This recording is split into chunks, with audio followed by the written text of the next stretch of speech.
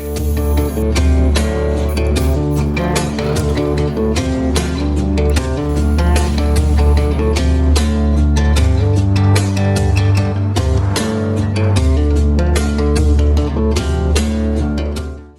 it going, everybody? My name is Dan and this is DTM Design. Today we have another build video for you. For today's, it's a Toyota Hilux 124 scale vehicle that I recreated to look like a real-life Toyota that is on a YouTube channel I watch called Beweird.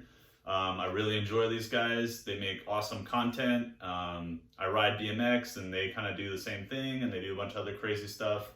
And you know, they have a PO box to send people stuff, and I thought it'd be a really good idea to build this up for them and send it over to them.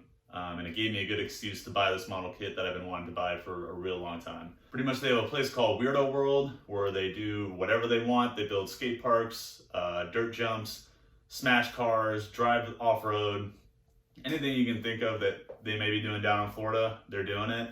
So I had a lot of fun building this video. I will be sending this off to them once I'm done editing and taking photos of everything. So I hope you guys enjoy watching this video. This is the whole process I'm building this, so enjoy. Alright, so we're starting off with the Snap Fit Toyota 4x4 124 scale model kit. And so pretty much here I'm just showing you all the pieces that come with it real quick. I went through and started cleaning up the model, getting rid of mold lines and stuff like that. Anything that's not going to look realistic in the end result. Here I started adding some spacers in between the suspension that gets clicked into it to give the truck a little more height to better represent the truck that I'm recreating. And again, same idea with representing the truck better, taking this bumper, cutting off these extra bars and everything to make it just look more accurate to the truck I'm recreating. The truck I'm recreating didn't have that big of a bash card. It had just more of a simpler bumper, and so that's what I kind of went and did. Using my saw, I kind of got rid of the parts of the bars that are within the mold, and then there you go. That's the bumper just fully complete, and then the top that would be added on. Using a blowtorch, I went and I started going through, and the sculpting tool right here, I started going through different parts of the truck, looking at photos and putting dents where the car that I'm replicating had dents. Obviously they're not going to be perfect, but as close as I can get, and just kind of slightly heating and pushing in and going around and putting dents where they needed to be. From here I just start putting all the parts down, priming them up with the simple primer, and then back over to getting the bumper to look more accurate. They have a tow hitch, or I don't know if I guess it's a tow hitch or something, and I add a little motor to the bumper, made the hook, and kind of added that there. Now here I am going through putting on some molding putty, and on the truck there's a bunch of spots that have weld marks or like pieces of plating welded on to get rid of rust, so just kind of representing that. And then I start going into the truck to recreate the camper shell, so looking at that and going on Photoshop, grabbing my material, setting up the laser cut file, and beginning the print on that. Cutting plastic isn't the easiest on the laser cutter, and it took a few tries to get exactly what I was looking for, as you can see on the graveyard pile right there. And in the end I was able to get two sides that were going to work for the final build and a back piece. Here we go, I'm just kind of dry fitting those. Here we have some mudding tires that I 3D printed because the tires that came with it aren't large enough to look like the tires that of the car I'm replicating.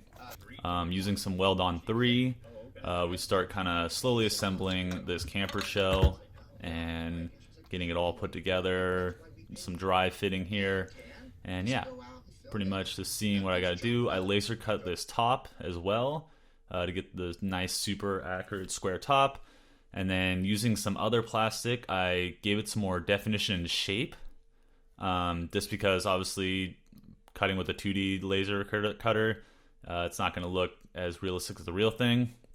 Then using some putty bondo, I added some curvature to it and then sprayed filler primer on top to give it a good start. And then I would go through and sand that, go into the truck, giving it a coat. And then here we go, just painting the little raft that came with the model kit as just a little accent piece later on down the line when I'm building the base for this build. A nice dirty brown mud wash from Citadel, and then back over to the truck to start doing layering of paint until I got the closest accurate color I could find, or not find, but get to, that best represented what the truck's color was. And then, so here's those results, going in with my fine detail brush and just painting in the parts that are black, the handles, the door lock, and then from there using a black Citadel wash and going into all the cracks of the car to give it a little more depth, and then mixing up a pretty dirty, muddy, brown, grayish sludge color water and just smearing it all over the car to get into the cracks, the details, the dents I added. Just give it more of a weathered and realistic look, and then using a rag to wipe away the excess. And with that result, I got pretty good. And then here, I'm going to just be vinyl cutting for the stripes that go on the side of the truck. I didn't show me painting those, but I sprayed them white. And then here we have the windshield, which gave me some trouble putting it in. I had to do some modifications to get it in there right. Ended up having to sand and polish it because I got glue on it. And then here you just see me taking the mud tires that I 3D printed and setting them up and sizing them correctly, and then going through and starting to do some pastel weathering to the whole vehicle. The wheels were a little tricky just because they kind of didn't print a perfect circle, so trying to find where to glue them so the whole truck would sit level was a little bit of a challenge. And then here I went through and laser cut some black acrylic to use for the windows of the camper shell, and just slowly going through. I think I used a little bit of super glue on all of those, and there's the results of the camper shell complete and painted. And then using my laser cutter again, I wanted to get the rubber seals around the windows like the real truck has. So again, a lot of trial and error because it's a really small part, and laser cutter is not really meant for cutting styrene plastic, but I was able to do it successfully.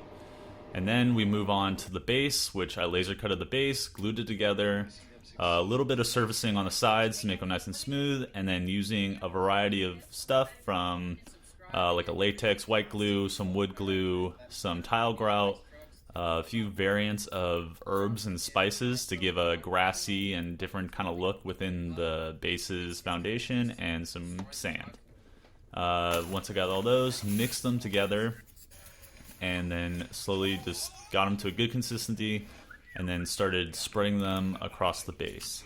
So here you can see the result of that. It's still wet at this time. It smelled really bad, almost like wet dog food. It was very weird. I had an additional spare 3D printed tire, and I used that to create grooves into the ground and also my fingers to kind of make it a little deeper. And here you can see the dried result. Now I bought this reef and this wood to help recreate the sign at the Weirdo World location. So this reef was the best thing I could find that represented the trees that hold up the sign, and then I just kind of took it apart and found the straightest pieces I could find. Got them to about the same height, a little different on each side to give it a little wackier, more natural look, I guess, and then slowly sat and recreated the sign.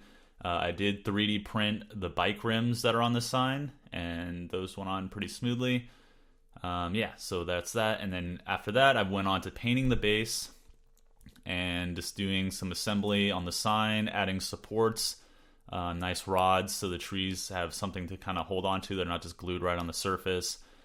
Building up some sand around those to cover up the seam of the trees to the base, and then going through with a dirty wash and just, trying to make this ground look a little more depth to it, a little more natural, and just give some different tones throughout the whole thing. And then going in with some pastels.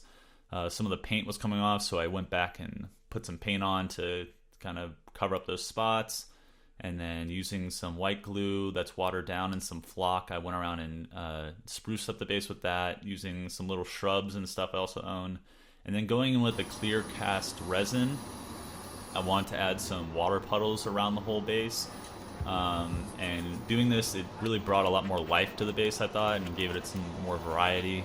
And I also added a little bit of brown into the clear resin to just give it a little murky, dirty look instead of just a perfect clear.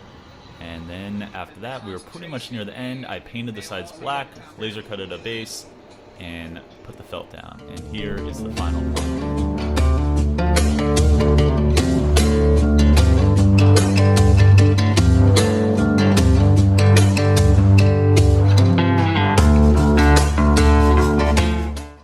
Alright guys, that was the Toyota build for Weirdo World replication.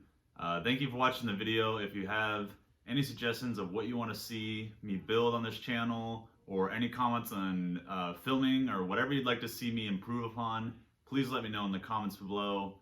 Please subscribe and like, and thank you for watching. If you made it this far, you're a true fan, and there'll be plenty more videos coming. Thank you.